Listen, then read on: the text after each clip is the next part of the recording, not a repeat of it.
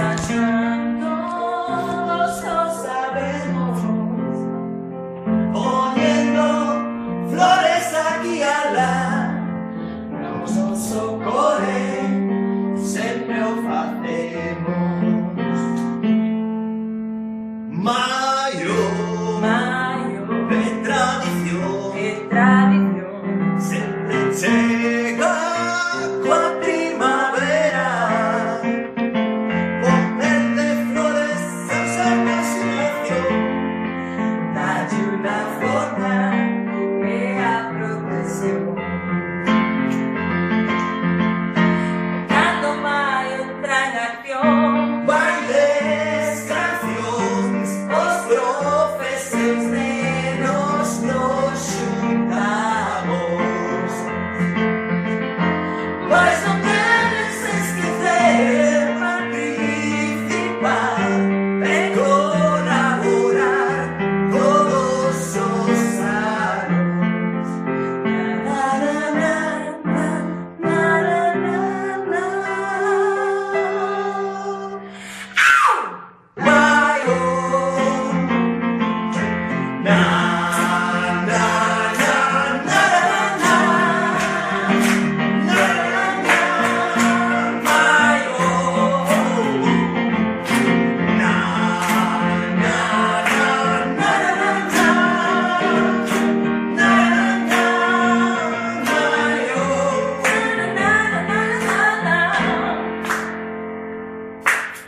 E cando maio entra en acción, bailes, cancións, os profes e nenos nos xuntamos.